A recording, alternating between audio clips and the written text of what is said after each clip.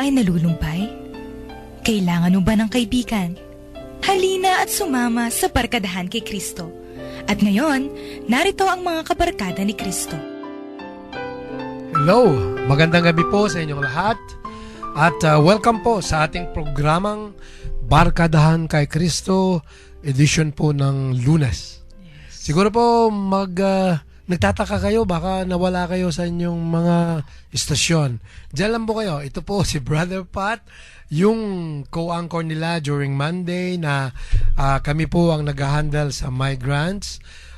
So stay with us at medyo po ang ating mga anchors talaga, gaya kay Father Pep at saka yung backup anchor natin, si Aposeto ay nasa Manila. At hopefully, nasa on the way na sila, nakikinig. Magandang gabi po sa inyong dalawa at ingat po sa pagdadrive. Ganon din po ang ating isang anchor na si Sister Son. Biglaan pong meeting sa sakop with the ACP o APC. So magandang gabi sa inyong lahat. At pero hahabol si Sister Son. Hahabol daw ang ating isa pang angkoray. So, yes, ito po ang tunay na partner ni Brother Pat, si Sister Sol. Bumabati po sa inyo ng isang magandang gabi at Lunes na naman po at tayo magkakasama-sama dito sa Barkadahan kay Kristo at dinededicate natin ang Monday, di ba? Sa ating mga overseas foreign workers. Di ba? Oo, okay. Mainit tayo. May mga balita tayong mamaya. So, bago siguro... bago tayo mag-umpisa, yes. Today's November 30 at kahapon nag-umpisa na ang season of Advent, first Sunday of Advent kahapon at nasa Lunes na tayo ng Advento, first week of Advent. At today, gusto nating batihin yung mga kapatid natin dyan sa Candaba, fiesta nila. Ay, okay. November 30. So, it's the feast day of Saint Andrew. Di ba may sila yung parang sa tubig yan? Sa tubig? Oo, may yung... floral, ano tawag nun? Fluvial. Fluvial parade. Yung mga yan. Fiesta nila dyan. Happy fiesta po sa inyong lahat. At today po, gusto din namin i-greet ng happy birthday si Father Conrado David. Birthday po niya today. Okay, Father, happy birthday. At today din, inaalala ni Father Alvin Manalang ang ordinasyon niya. Anniversary niya, si Father Alvin Manalang. Happy anniversary, So, happy Father. anniversary po and happy birthday kay Father Conrado David. And happy fiesta ulit sa mga kapatid natin dyan sa Candaba. Sige. Bago siguro natin umpisahan, basahin po na natin itong ating mga text line numbers. Okay. Mamaya po, yung dating gawin natin, babasahin po natin ang Ebanghelyo sa araw na ito. Sa Tagalog. Usually po, may mga reaction galing po sa inyo na nakikinig sa amin, mga komento, at kaya magagandang gusto nyong i-share na may matututunan po tayo. Ito po ang ating mga text line numbers. Sa Smart, 0918-351-8282. 0918-351-8282. At sa Globe naman, 0917-363-3738. 0917-363-3738. Ang gusto namang sumunod sa amin sa FB o Facebook, pumunta po kayo sa Facebook, tapos i-type niyo po Barkadahan kay Kristo Pampanga. Barkadahan kay Kristo Pampanga.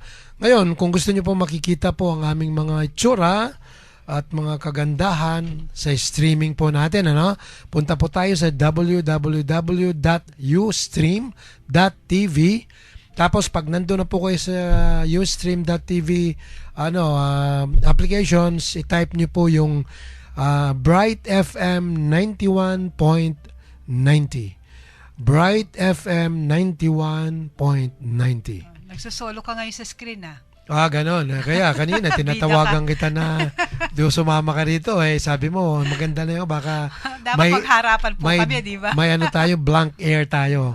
Yun po ang pinaka-bawal sa amin. Hindi, nasolo mo ngayon. Sorry, Father Pep. Wala si Father Pep. Sorry, Father Pep. Ako ang pogi ngayon. So, yung mga kaibigan natin nasa ibang bansa, alam ko, nanonood. Hello and hi to you. Anyway, mag-greet din ako mamaya. So siguro, umpisa na natin ang ating gospel reading. Babasahin po ng aking kapatid na asawa, si Saul. Ang pagbasa ng magandang balita ayon kay San Mateo. Minsan, naglalakad si Jesus sa tabi ng lawa ng Galilea. Nakita niyang nagahagis ng lambat sa lawa ang dalawang mangingisda, si Simon na tinatawag ding Pedro at ang kapatid niyang si Andres. Sinabi ni Jesus sa kanila, "Sumunod kayo sa akin at gagawin ko kayong mga mangingisda ng mga tao." Noon di iniwan nila ang kanilang mga lambat at sumunod kay Jesus. Nagpatuloy siya ng paglalakad at nakita rin niya ang magkapatid na Santiago at Juan na mga anak ni Zebedeo. Sila'y nasa bangka kasama ng kanilang ama at nag-aayos ng lambat. Tinawag din sila ni Jesus. Agad nilang iniwan ang bangka at ang kanilang ama at sumunod kay Jesus. Ang mabuting balita ng ating Panginoon. Papuri sa iyo. Papuri sa iyo, Kristo. So mga kapatid, narinig po natin ang ating ebanghelyo sa araw na to. At sa araw din po nito, sineselebrate po natin ang kapiyastahan po ng ating Saint Andrew, San Andres. San Andres. Kaya yung reading ganyan. Kaya ang reading ganyan. So, si San Andres kasi very special. Anyway, mamaya along the way po, pag himayin po natin ng gospel, kasi kasama siya dito, makasama na rin natin ang performance niya sa gospel na ito. So, sino mag-umpisa, Mama? Ikaw o ako? Ituloy mo na siguro. Sige. Actually po, ang dating sa akin ng gospel na ito, ito ang pinaka tinatawag na, very, very important. Bakit? Dito po nagumpisa yung mga disipulos, dito po nagumpa yung unang apat na tinawag ng Panginoong Hesus. Si Pedro, si Andres, si James, at saka si Juan. Paano bang Tagalog sa Andres? Sa James? Sa James? Santiago ba o ano? Santiago. Sa Santiago. So, kaya nasabi ko kasi, ito po yung umpisa na, yung ginagawa natin ngayong mga laiko, ito yung umpisa. This is the first moment na tinawag na ng Panginoong Hesus ang mga magkakapatid. Magkapatid si Pedro at si Andres at saka magkapatid din si Santiago at saka si Juan.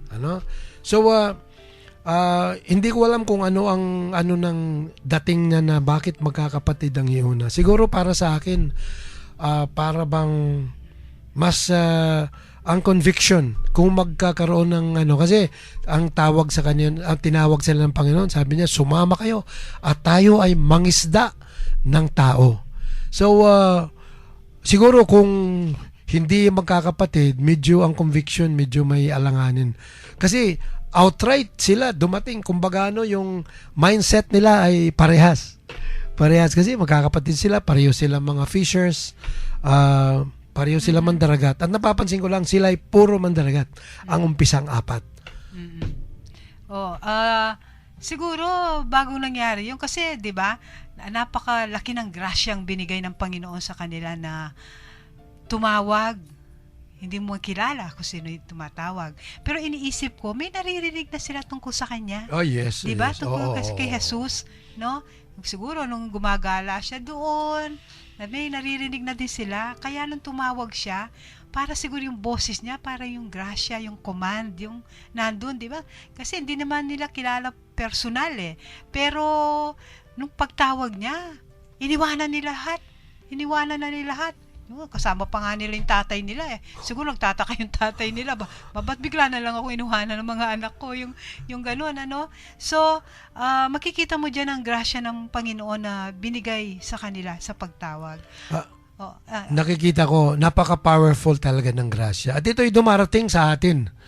kay San Pablo, dumating ito sa kanya. Itong sitwasyon na to, yung kaya tayo minsan magtataka tayo na bakit ang pag-serve natin sa ating simbahan, sa ating Panginoon ay through other people ay hindi. Kasi nga, ang grasya ay hindi pa binigay sa iyo ng todo-todo. While this one, iba ang grasya ng Panginoon talaga, no? So, actually po, doon sa gospel ni Saint John, doon kay Juan, ang istorya doon, si Saint Andrew muna ang nakakita kay Jesus at pinuntahan niya yung kapatid niya, Si Peter. si Peter. Sinabi niya, nakita ko na ang taga save sa atin, at dinala siya doon sa John yon. So actually, kaya ito sinasabi ko kanina na napaka-importante ng role ni Saint o si Andres, kasi makikita natin si Andres na in the act, yung ginawa niyang pagpunta sa iyang kapatid na si Pedro para akayin ay pangingisda yon. Yun ang umpisa na I'll make you the fisher of men. So bilang isang tagapangisda ng tao at isang disipulo or apostol. Mhm. At saka yung pangingisda na yan na pinag-uusapan natin, it's meant, hindi naman meant para lang sa mga disciples or apostles, di ba? It's meant para sa ating lahat. Through the grace of baptism, tayo ay lahat ay tinawag para mag-evangelize, para Yes, i-proclaim correct. ang the good news to other people. Ngayon, yung nabanggit mo kanina, yung kay San Juan nga, nauna si San Andres, no? Tapos tinawag niya yung kapatid niya. Tayo ngayon, yun ang siguro yung mga challenge sa atin, 'di ba? Yung nag-aakay ba tayo ng ibang tao para madala natin at makilala nila si Jesus? In our modern setup sa today, nagagawa ba natin yan? Kasi very challenging yan, lalo na sa mga nagtatrabahong kiniklaim nila na nagtatrabaho sa simbahan at nagsiserve sa Panginoon. Very challenging yan kasi is it enough na kunyari commentator ka, tapos na, nagbasa ka ng ganito, tapos na, nag-outreach kayo, nagbigay ng ganyan, tapos na, 'di ba? So may nagagawa ba tayo para akayin ng iba para madala kay Jesus, or the other way around, nagiging instrumento ba tayo para ang iba ay hindi makilala si Jesus? 'Di ba? Kung minsan kasi kung ang ating witnessing very poor, sabi natin yung hindi lamang sa salita na tayo ay nakakapag-touch ng ibang tao.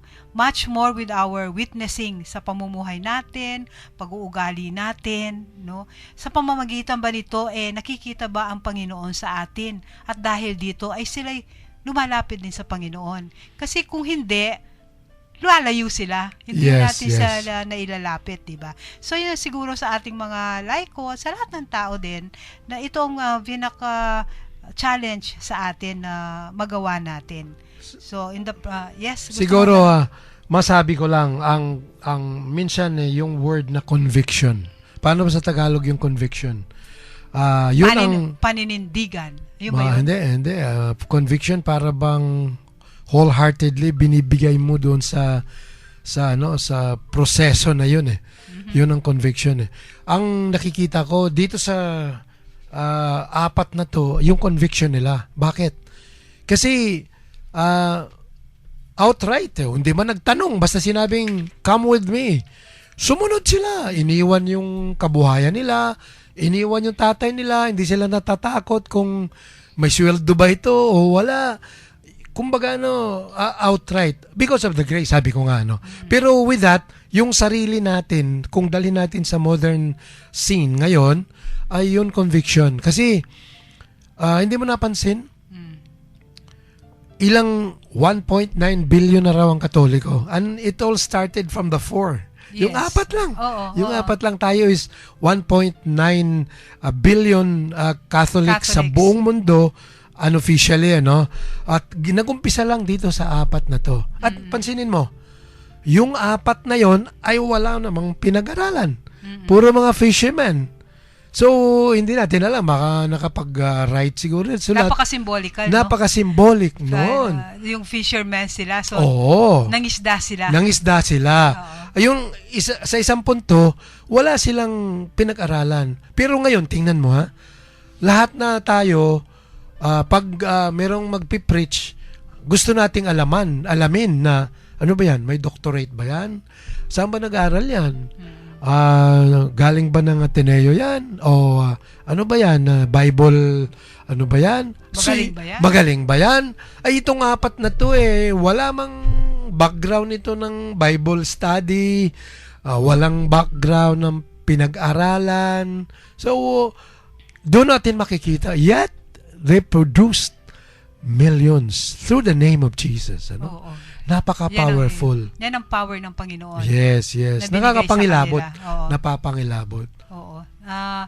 Siguro related din dito yung yung 'di ba, sa Bible nabanggit ng Panginoon yung deny yourself and follow me. Yes. Kasi yung nangyari dito, pagtawag niya, iniwan nila lahat. 'Di ba? Tayong na sumusunod sa Panginoon, 'di ba? May iiwanan tayo. May iiwanan tayo kapag gusto nating sumunod sa Kanya. We deny ourselves. Yung comfort, 'di ba? Yung convenience natin, minsan yung pamilya natin, hindi naman yung iwanan mo sila totally, pero ang priority palagi Panginoon, 'di ba? Oo. Yung ganon. So, marami yung ilalaglag mo sa pagkatao mo, pag-uugali mo, yung gusto mo sa buhay, yung masarap mong buhay kapag susunod ka sa Panginoon. Kaya madidetach ka sa mga material na bagay, yung mga ganon, na napakahirap din gawin sa panahon ito. Kaya ngayon, patuloy na kumakatok ang Panginoon sa atin at sana'y mapakinggan natin siya. Actually, doon sa komentary ng living space, siguro po, galiin natin, pumunta po tayo sa sacred space. Tapos, maganda yung ituturong prayer sa inyo, then basahin ng gospel, then living space. Doon po ang explanation. Doon sinabi na, actually po, ang nangyayari sa gospel na to, parang symbolic. Kasi, after a week, sila po ay bumalik sila nagtrabaho. Naging sila, siguro nga yung sinabi ni sister wife natin kanina na hindi naman basically iwanan mong pamilya. No? Ang inaano lang dito na, naging follower ka na. Kumbaga, it was, registration yun. Registration phase yun, na nag-register ka na, then, officially, naging disipulo ka na. Para tayo ngayon, Lunes, andito tayo. Pero, yung ibang time, ando tayo sa pamilya natin, pero pag call natin, nandyan tayo. Para bang, ako po, yung sabi nga ng asawa ko na, dapat daw may ilaglag tayo sa buhay natin para magsakripisyo. Mayroon akong confession na sasabihin sa inyo po. Ako po, nagtatrabaho po ako sa pinakamalaking number 1 construction company sa buong mundo. Kilala po ito ng mga engineers, Bechtel. At ako po ay nagtatrabaho, kumbaga open pa yung aking pwede nila akong tawagan anytime. Pero ako po ay nangako sa Panginoon. Medyo, sabi ko, Lord, kahit na may offer sa akin na malaki, tatanggihan ko. Kasi hindi ko pa nabubuo na free-flowing na or kumbaga na-establish ko ng system sa Pampanga Archdiocese Migrants Desk at saka yung sons and daughters sa OFW. Although meron na, ang SDO po, institutionalized na yan, nagmi-meet na kami, meron na kami mga programs para sa mga anak ng mga OFWs. Ang lang po, ang kulang lang natin talaga, ang ating mga parokya. At hindi ko na po masisisi ang mga parokya kasi po, alam niyo po, nasa 12 years na po kami dito sa Pampanga. Yet, come and go po ang aming mga organisasyon sa buong Archdiocese. Halos po, naubos na namin yan in-organize. Ang naiwan po namin effective pa ngayon, nag-meet at thanks po sa aming call group, si Brother Ed Balagtas at saka si Brother Boy Fernando ng Holy Family Vicariate. Sila po ay aktibo at hinati na nga po yung lugar nila doon sa kabila yung St. Augustine. So kailangan pong kumbaga yun po ang epekto. So for the meantime, i-relate ko lang po yung sinasabi kong itututok ko ang sarili ko sa ating project na to, itong Pampanga's Days and Migrants. Gaya po na sinabi ng yung ginawa ng 4 nating apostoles o disipulos na iniwan, walang takot kahit na walang trabaho. Walang sweldo, pumunta sila doon sa programa ng ating Panginoon. Saka makikita mo dito yung complete trust nila, no? Oh, yes. Bigla ka bang tatayo at sasama na hindi mo naman talagang kakilala? Correct. Diba? Basta ako dadalhin ito. Itong panahong ito, magagawa ba natin yun? Oo. Yung may tatawag sa atin, susunod ba? Hindi. Sino ba ito? Isipin natin, Diyos ko, baka hold upper ito. Oh, yes. Budul-budul. Ano ba yung budung-budul? Budol gang. Gang. Ang dami ng di ba? Pero sila tumayo at they left everything at sila ay nag-follow. Ito talaga silang 4, talagang full trust. Actually, doon sa panahon ni nung conversion ni Saint Paul, may may drama effect pa 'yon. 'Di ba? May kidlat, nabulag siya, then kinausap pa siya ng Panginoon, 'di ba? So, kumbaga may proseso siguro 'yun tayo ngayon. Yung proseso ni San Pablo na minsan hindi natin yung gumagawa tayo ng kung ano-ano, mga kasalanan, ay kung hindi tayo tataginin, kung hindi tayo parang news kanina. Pipitikin. Parang news kanina ni Chinchin, yung sabi ni Bishop na inaalaw minsan ng papalo, na minsan inaalaw ng Panginoon na tayo ay parusa, hindi naman parusa, kundi bibigyan tayo ng mga konting pitik-pitik na mga gaya, mga bagyo-bagyo na yan. Kasi nga, inaalaw ng Panginoon para ma-realize natin na kung saan tayo at ano tayo. So, masarap yung ating usapan, ha? Wala pa yung Wala pa rin yung aming, yung main anchor. Second anchor, si Sister Zon. Okay. So, siguro, mag-break po muna tayo at yung pong mga gusto pong mag-relate sa aming gospel po for the day, sige po, mag-text na po kayo at babasahin po namin. At for the meantime, yung ating music po tayo. Maleta. For the break, Maleta.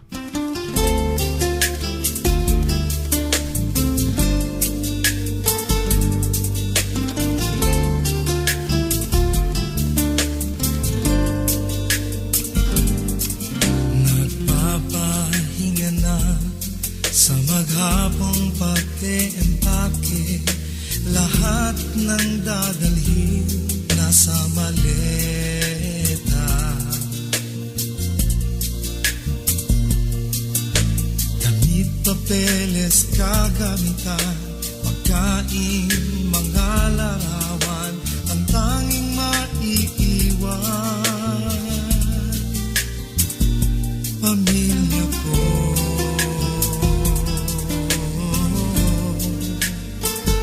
At bayan ko.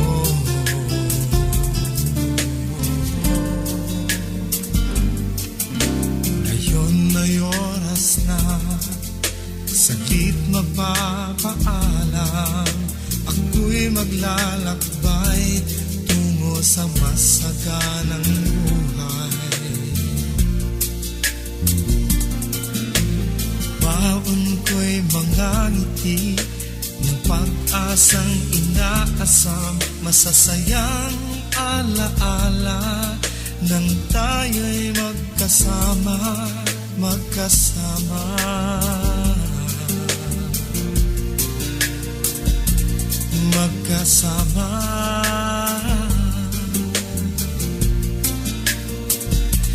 magkasama,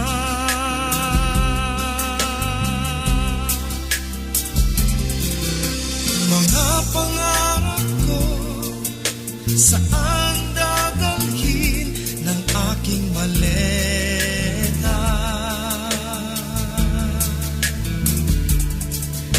Sa pagtiklop nito, baon ay pag-asa at pangako. Maleta,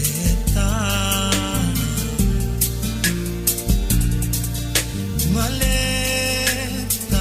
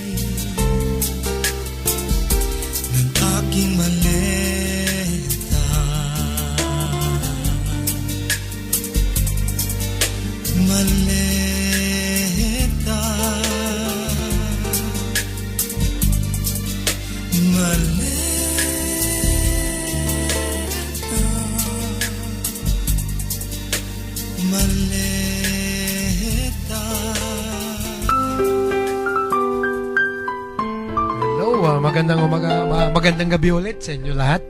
At dito po kami balik po at narinig po natin actually po yung music na yan na Maleta related po sa sa ating gospel at sa ating puntos ngayon sa araw na to sa migration. So narinig po natin ang gospel mo natin ay umiikot sa umpisa po ng ating ang ating kumbaga the birth of our Christianity faith doon sa apat at nag-produce nga ito ng 1.9 billion people na Christians. Gusto ko lang i-relate ito sa ating mga OFWs kasi gaya ko ako ay nagtrabaho sa Saudi Arabia at nahirapan po talaga kami doon kasi nga bawal magpasok kung anuman. At in spite na may panampalataya ka na sinabi para bang inanong ng Panginoong Hesus, madala-dala mo ang pangarap mong maisiwalat mo ron, hindi mo magagawa. Kasi sila lumalabas ng country, pumupunta sa ibang bansa, lalo na sa mga bansa na okay lang naman na ipakita mo ang pananampalataya mo. So napakagandang pagkakataon na naibibigay sa ating mga OFWs para makapag-evangelize sila sa ibang lugar. Although may mga lugar nga, yung sinasabi mo, na hindi bawal lang ganon. Sa Saudi Arabia. Pero sa naman, galing po ako sa Papua New Guinea, doon naman yung mga dinatnang ko po ron, kumakain po ng tao. Buti na lang, medyo pigil na kasi naging Kristiyano na sila. Pero yung dalawa kong tauhan, ay mga bata pa sila, nakakain daw talaga sila ng tao. Ay nako. Oo, mata. So yun ang paano dali. Napaka big challenge po sa atin yan. Ngayon po sandali at meron pong contributor po tayo. Ito po, galing po sa 1613. Ang sinabi po niya, magandang gabi po. Nakikita ko po, sorry po, dahil paano ito? Medyo kasi hindi pa po ako magaling dito sa ito. Bakit ganito? Magandang gabi po sa inyong lahat. Nakikita ko po sa ating sandali. Pasensya na po at hindi ko po master. Magandang gabi po. Nakita ko po sa ating gospel ang magandang katangian na hinahanap ng Panginoon hinahanap ng ating Panginoong Jesus sa isang tunay na disipulos. Walang pasubaling katapatan at pananalig sa Kanya. At ito ay nakikita niya sa katauhan ng magkapatid na Simon at Andres at magkapatid na Santiago at Juan. Inaanyanyahan po silang sumunod. Walang atubili, sila ay dagliang sumunod sa Kanya without mental reservations. Oo nga. Ganon din po ang inaasahan ng Panginoon sa atin. Oo. Our response will be at once and immediate. Di po ba? Salamat po. Okay. Maraming salamat po. Tama po yung mga sinasabi nyo. Napakaganda po at siguro po narinig natin. At mukhang isa lang po ang nag-text at mamaya hopefully may hahabol Pasensya na po, ang aking kamay ay hindi pa high-tech kasi itong cellphone dito So sana tayo nito yung natin na yes. diba, yung ating feast day ngayon ni San Andres. Yes, gusto lang natin i-adapt natin. Actually, pinag-usapan na natin kasi kasama si San Andres sa ating gospel. At hindi po natin si San Andres ay ang sinabi nga rich ang personality niya pero discreet lang, kumbaga low profile.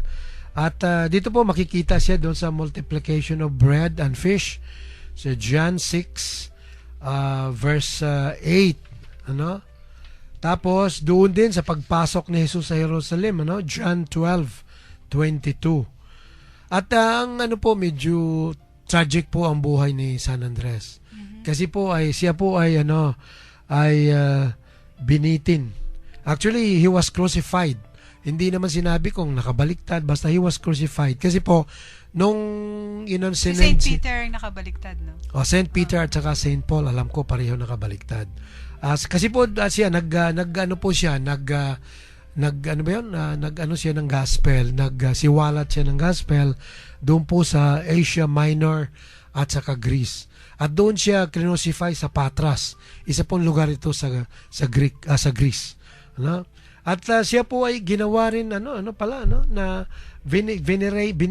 he was and Saint Andrew was venerated not only as the patron saint of Constantinople but also of Scotland and Russia. Oh. So ganun talaga siya, no? Tindi, ah. Oo. So ito para sa atin, Andrew is for us a model of availability and perseverance in the call of the Lord. So kung Tagalogin natin, siya po ang maging ehemplo dapat natin na isang tawag lang ng Panginoon ay huwag tayong mag-atubili. Walang tanong-tanong. Kumbaga, walang pagdududa. Walang pagdududa. Sabi ko pa nga nung last time, Monday, sabi ko, todo ang bigay. Go, go, go. Go. So, yan po ang natin sa ng ating saint po sa araw na to. Siguro po dumako na po tayo sa news. Una po itong ang OWA, actually po mag 11 years na po ang OWA ay nagbibigay ng kumbaga hindi pabuya kundi premyo or accolade para sa mga pamilyang OFW. At ito po ay gaganapin sa December 4. At ito po ay ibibigay po ng ang magbibigay sa kanila ng katangian ay ang mismo administrador OWA, si Madam Rebecca Calzado, At ang ibibigay po sa kanila yung outstanding achievement in community projects and outstanding achievement in entrepreneurship. Ang mga selection po ay isa po ang magrepresent sa sea-based at isa rin po sa land-based. Sayang, hindi na tayo makapag-apply kasi matanda na tayo. At actually po, maraming candidates. Pamilyang OFW. Sa buong Pilipinas ito, dito po sa akin ang listings every ng year ginagawa land-based, nila yan. Land-based category at sea-based category. Meron pa ito bawat region. Pero po, sa fourth, pipiliin po nila ito sa mga winners na to as per region ang sino ang maging outstanding. So may mga regional winners na sila sa 4. Yun ang pinaka-final. Siguro basahin ko yung Region 3 kasi at least naririnig tayo. Ang sa Region 3 po, land-based category, sila po ay yung Egmedio S. Reyes and family. Ito po ang Region 3 sa land-based. Sa naman, sa sea-based naman, Region 3, si Roberto V. Guansing and family. So, siguro po nakikinig kayo. Hindi natin alam kung dito to sa Pampanga or pwede sa Zambales. Pero Region 3 po ito. Sila magre-represent sa Region 3. Yes, sila magrepresent at they could be the winners. Yung dalawa. Hindi natin alam kung Kapampangan. Yes, let's pagdasal po natin na sana yung mga winners po dito galing sa atin. Okay. Yes, at kanina lang umaga ata ito, 5 hours ago. Ang ating presidente, pinirmahan na po yung Seafarers Protection Act. Inano ko po ito, sinama ko po ito sa balita mga 2 to 3 weeks ago. At ito po yung Republic Act 100706. Actually po, dalawa ang pinirmahan niya, pati yung Republic Act 10707. Pero ang i-explain ko lang sa inyo po yung 107-706 kasi po ito ay sa ating mga seafarers, konektado po sa mga migrants. Ito po ay tinatawag na Seafarers Protection Act. Ito po ay individuals or group found to have charged seafarers excessively will have to suffer maximum imprisonment of 2 years and a maximum fine of 100,000 or both. Ito po yung nasabi natin kasi po merong mga hindi ko naman sinasabing mga abogado pero may mga tao na na tumutulong sa mga seafarers na sila tutulong. Pero kunwari, sasabihin na tutulong kami sa iyo, ganon. Ay ang nangyayari, ang effect kasi maniningil sila sa insurance, malalaki. To a point na ang ating mga mga nag-hire na mga ship owners sa buong mundo ay kumbaga nababandal kasi nga kamamahal, kumbaga sobra-sobra. Actually po, yung itong Republic Act na to ay nagbigay ng kumbaga may doon, may mga puntos na bawal only 10% lang ata ng sweldo ang dapat i-charge nila. So yun po ang balita na batas na po at congratulations po sa mga seafarers na nakikinig at protektado po sila sa mga taong nagcha-charge ng malalaki sa kanilang paging abogado or pagdepensa sa kanila sa mga problema.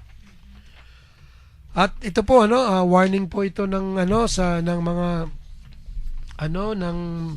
mga donors kasi po naging biktima yung ibang donors sa ibang nasyon actually ang nagbigyan po ng warning ay ang Philippine Consulate General sa Dubai.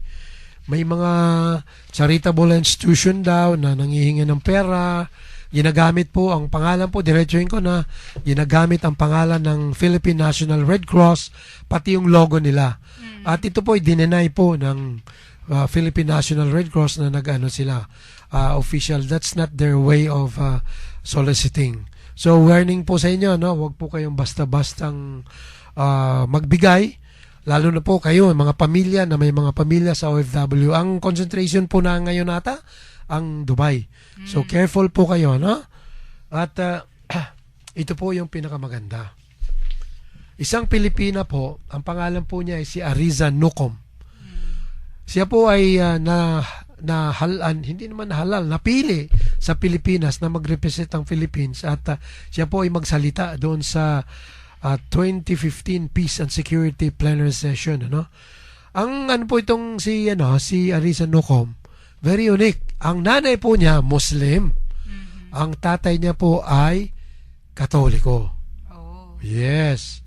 At ito, ang sila kasi itong pamilyang ito, ginawa nilang programa yung magtayo ng mga libraries. Actually po, nakatayo na sila ng 6 libraries sa buong Pilipinas. At ang bawat library ata ay may mga 50,000 books of different kinds.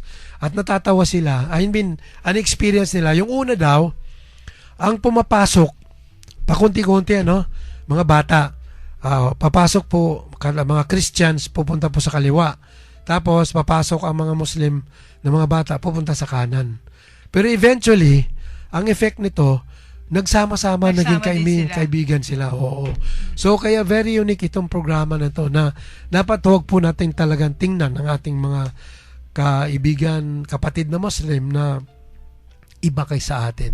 Pareho lang tayo Ang Diyos nila, God the Father, Allah, sabi nila, ay God the Father natin.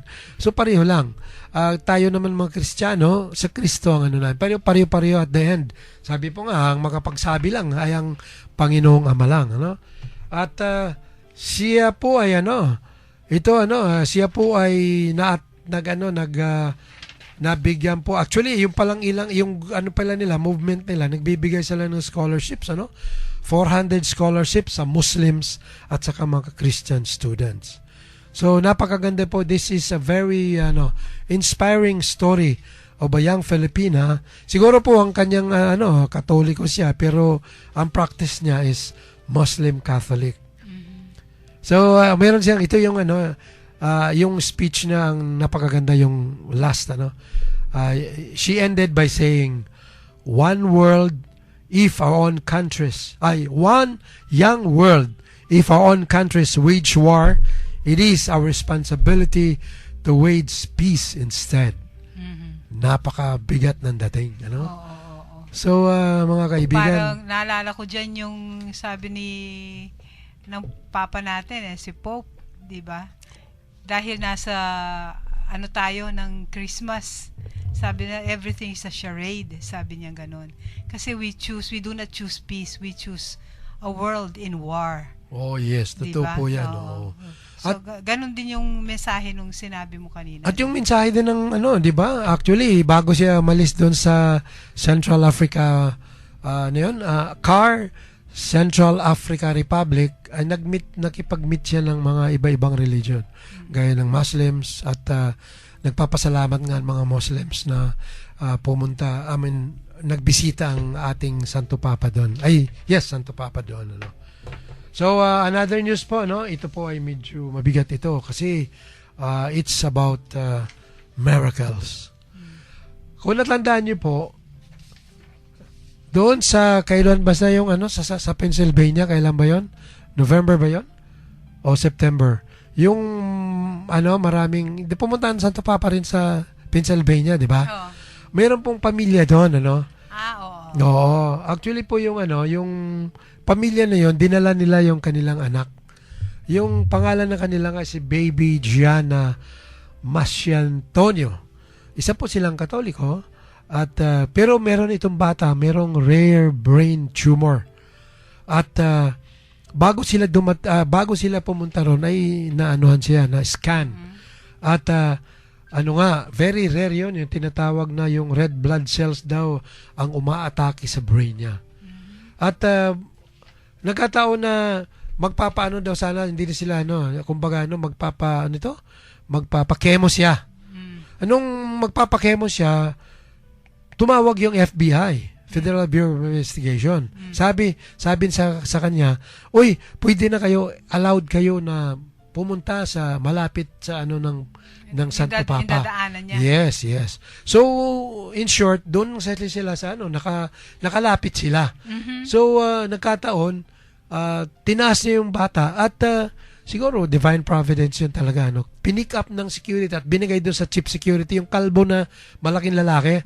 Binigay doon at hinalikan ng Santo Papa. At of all things, nung bumalik, after a week ata, nagpinaano nila, siyempre nila. Kasi napansin nila para may improvement. Tapos pina-scan, pina-x-ray. Nakita na lumiit ang cancer tumor. So wala silang mahagilap na rason Kung hindi yun. So ang bata ngayon ay very progressing ang bata at napakaganda ng prognosis.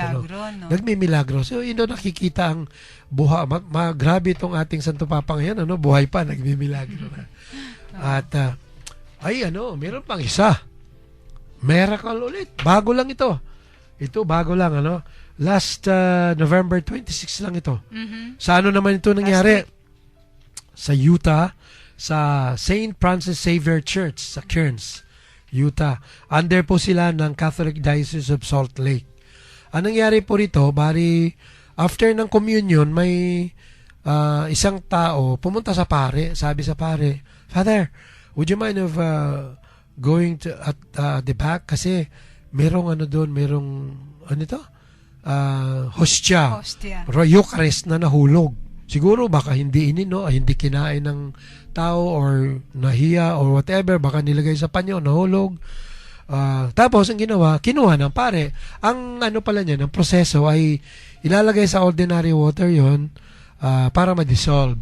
So nilagay doon ng pare yon, tapos nilagay sa after 3 days binalikan. Tiningnan ba, hindi man natunaw.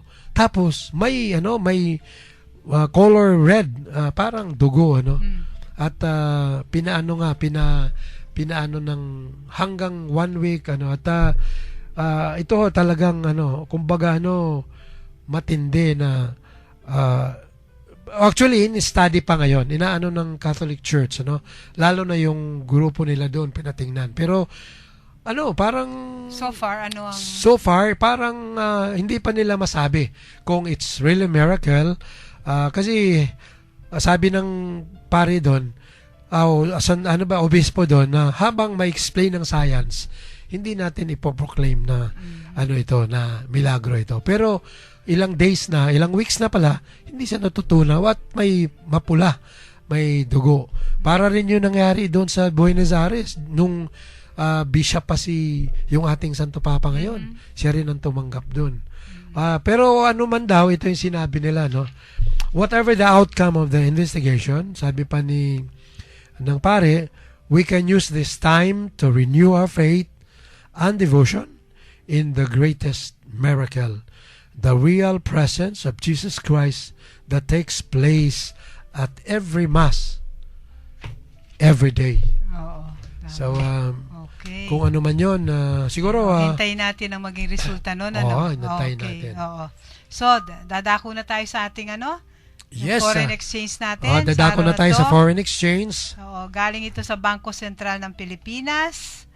Ang US dollar po natin ay 47.06.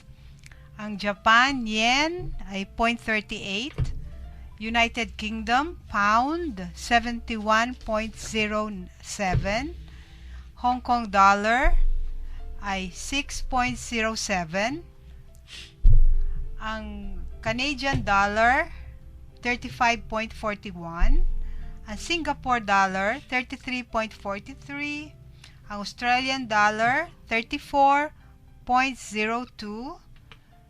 Ang Bahrain, ang dinar, yan malaki yan, no? 124.99. Tapos ang Saudi Arabia, Riyal 12.54. Ang Brunei dollar 33.31. At ang China, yuan 7.36. At ang New Zealand dollar 30.90. Ayan po ang ating foreign exchange as of today, galing po sa Bangko Sentral ng Pilipinas. So, ito na. Palapit na tayo at wala pa rin ang ating second anchor na si Iniwanan Sister tayo. Sol. Iniwanan kami. So, siguro magpaalam na muna tayo at prayer po natin sa ating migrants. Prayer for the migrants and their families. O God, Father of all, bless the migrant families who are forced to exile from their native land to seek their livelihood. Let migrant parents be strengthened both in mind and body, so that they may effectively work for the welfare of their families. Let the fathers, through their strength of character and honest dedication to work, set an evangelizing example of fidelity and self-sacrifice. Let the mothers, through their piety, maternal love and guidance, ensure education of their children. Let the younger generation experience in their family a strong support for their human growth and Christian maturity. Let all of them be consoled and fortified by your word and sacraments when they find themselves without someone near to fully understand their grief. To restore courage or uplift their disheartened spirit with the tender call of kingship. And lastly, through the intercession of the Holy Family of Nazareth, let the migrant families be bearers of faith, schools of evangelization, where the members learn to share with others the grace and light of Christ, to places where the gospel is transmitted and from which the gospel radiates, so that through the family, the history of salvation be attained. This we ask through Christ our Lord. Amen. Amen. Yes. Amen. Yun, bearers of faith. Bearers of faith. Siguro, magpapaalam na tayo nito, no? Opo. Sige, mauna ka ma. Yes. At saka greetings. Opo. Maraming salamat po sa pakikinig ninyo. Kahit na po ay nasolo namin sa araw na ito. At hindi nakarating po ang aming kasamang si Sister Zon. Di pa tapos siguro yung meeting niya. Emergency siguro meeting no? kasi yan. At nagbibiyahe naman si Father Pep at saka si Aposeto, no? Yes. Okay. Good evening sa kanila. At maraming salamat po sa pakikinig. At hello po sa mga ang mga kaibigan namin dyan sa Commission on Family and Life at sa PAMD, ang core group po namin, at yung mga kaibigan po namin nasa ibang bansa na nanonood, no, doon sa streaming, no? Yes. Si Cora Limpin at saka si Rico at si Susan. Yes. Saan ba sila? Sila Susan? Sa Saudi Arabia. Saudi Arabia. Yun. At ang aking kaibigan na kababayan, si Tess Pontevedra. Alam ko na nasa US naman siya sa Texas. At hopefully, itong aking kaibigang Muslim na si Brother George Galela. Magkikita rin tayo kasi mag-classmate kami at darating po siya within September. So, magpapasalamat din po ako sa mga gusto ko lang i-greet pala ang aming community, St. Paul Marriage Encounter, for their weekend po ng ugnayan sa Basa Air Base. At first class po ito ng aming LAMPS na si Gail Rose Panlilio. Sorry po, hindi kami nakarating kasi ang aming sasakyan ay medyo nagloko at nag-text ako, wala na rin palang akong load. At sa layo ng tindahan, mainit, hindi nakalimutan ko. Dito ko lang pinaparaan. Class pa ito, radyo. So, at sa ibang mga kaibigan namin nakikinig ngayon, sana po makinig po kayo muli sa next week. At sana matanggap natin yung challenge ng gospel sa gabing ito, yes, na tayo ay lumabas at iparating ang magandang balita sa ibang tao. Yes, at huwag na po tayong magatubiling wala nang tanong-tanong, todo-todo bigay po natin basta pangalan ng ating Panginoong Jesus ang tumawag. Okay. So, maraming salamat po. Sa Good night. Good night. Ito po si Brother Pat, Sister Sol ng Pampanga Diocesan Migrants Desk, at kami ang naatasan sa Barkadahan kay Cristo, Pampanga. Maraming salamat po. God bless.